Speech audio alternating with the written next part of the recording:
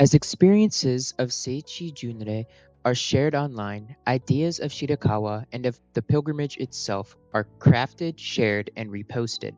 The contours and culture of this otaku imaginary sacred landscape becomes self-validating. What Said might call a coherence for the otaku fantasy of itself in Japan. And yet, the foreign otaku who embark on Seichi Junrei are not blindly creating sacred space.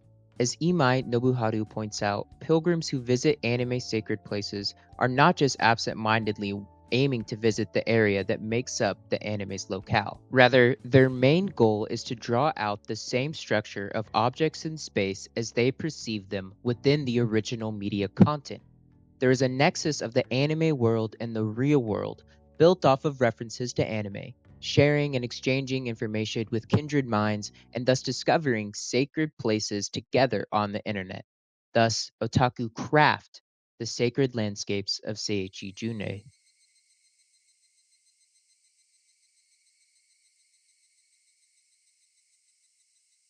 The crafting of the sacred landscape of Hinamizawa within Shirakawa is thus embedded within a larger network of digital narratives about Seiichi Junrei in Japan by foreign otaku. It is a process in which multiple Shirakawas are produced and reproduced online. As Reddit user BRYRU13 puts it, there are two Shirakawa Go, one for pilgrims and one for residents, separated by the natural borders of the Sho River, assuring another user that they won't be that tourist if they visit. Another user, OK underscore time 6234, on the same thread replies that Shirakawa is the mecca for Higu weebs, ignoring the fact that the various sacred landmarks of Hinamizawa are actually spread all throughout Shirakawa, including the modern side of the river. These comments reveal the way otaku conceptualize and circulate the narrative landscapes of the village. For BRYRU13, Seiichi Junrei, an interest in the origins of Hinamizawa, brings loads of cash and with it jobs, and most importantly, their main residences don't get bothered. So locals, and by proxy Shirakawa, are pretty chill about it. Sharing this experience with a user nervous about taking their own journey to Shirakawa creates an image of Shirakawa Go that is at once accepting to otaku while simultaneously self-validating the otaku fantasy of itself in Japan.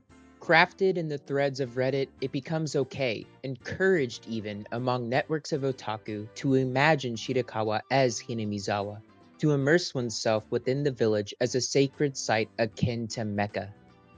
Thus, as Edward Said argued that Orientalists referred to other Orientalists for verification, otaku refer to other otaku online for validation of experience, forming and perpetuating their communal imaginative descriptions of the Seichi Junrei landscape in Japan. And yet, Kanda astutely points out that the Seichi Junrei can generate conflict if the anime's representation of a place differs from the image held by local residents, aspects of the landscape that are only briefly addressed in the digital discourse about Shirakawa. For foreign otaku, the emphasis is on the Shirakawa for pilgrims, on locating, photographing, and sharing their experiences with the real-life Hinamizawa. Local imaginations of place seem important only for how they reflect on the otaku's image of self.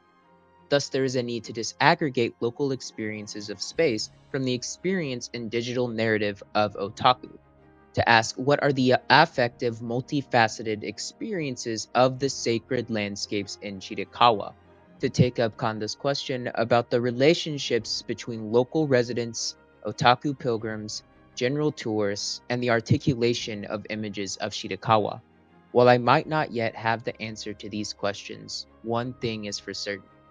Otaku will continue to post, repost, and craft multifaceted experiences and imaginations of sacred space that immerses the two-dimensional village of Hinamizawa into the three-dimensional Shirakawa.